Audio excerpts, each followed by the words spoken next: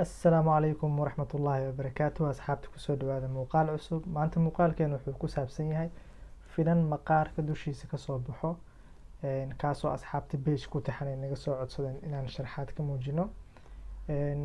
finankaas kasoo baxo ama bararkaas kasoo bax baararka indhaha dushiisa oo weliba noocyo badan ah laakiin dadka aad isugu qaldaan ayaa waxaa rabaa muuqaalkan inaan idinkugu soo gudbiyo waxyaabaha sameyn karta markii uu kaa soo baxo, sidoo kale daaweynteeda habka ay noqonayso, waxyaabaha sababaya xaaladan.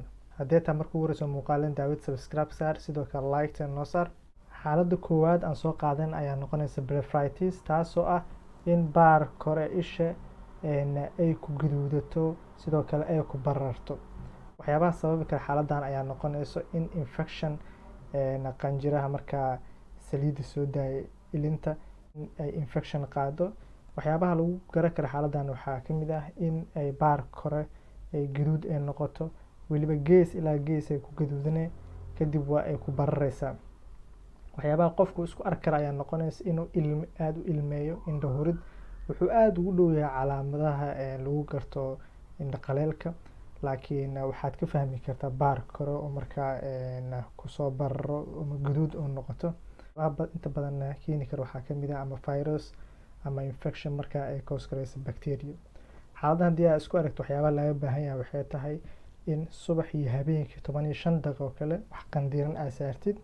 waa waxyaabaha koowaad aad tijaabinaysid in xaaladan aad kula tacaashid.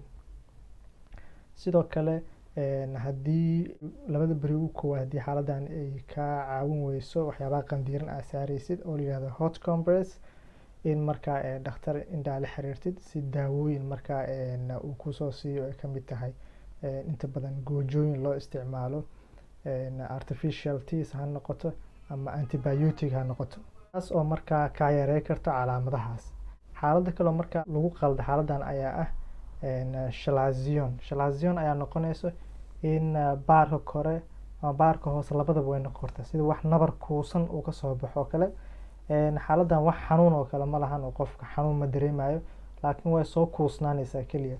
taasna waxay ka agdhowdahay xaaladda hore aan soo sheego oo ah in qanjirka markaa saliidda soo daaya ee baar kore laga helo iyo baarka hoose labadeedaba ay isxirto.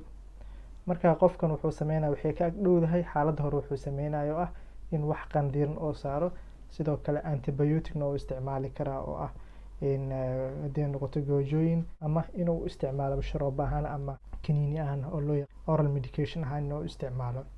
haddii markaa uu xaaladan ay kaa saacidi weysana markaa dhakhtarka wuxuu sameyn kara waxay tahay in uu qalin yar oo fudud lagu sameeyo ah saliidaas ama meesha ku xirmatay in banaanka loo soo saaro. laakiin marnaba ha isku dayin inaad adiga aad riixid ama jeejisid ama in adiga gacantaada aad ku riixisid aad usoo bixi, sababtoo ah way kaaga sii dari kartaa. xaaladda kale oo xaaladan kasoo agdhow ayaa noqonayso sty. aadaa loogu qaldaa xaaladda hore, laakiin waxay kaga duwan tahay xaaladda hore aan soo sheegnay chalazionka in markaa xanuun la socoto.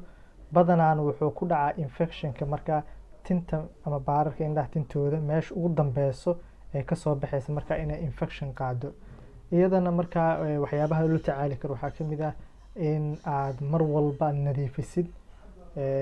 soomaali ahaan waxay u taqaanaa abututun waa loo yaqaanaa, in aad nadaafad aada ugu dadaashid.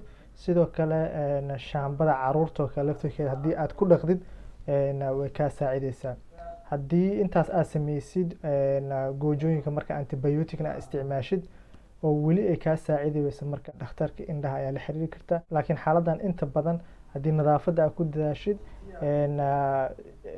goojooyinkooda antibiotic aad isticmaashid 3 beri ilaa 4 beri ama ugu badnaan isbuuc xaaladan waa ay ku baxdaa.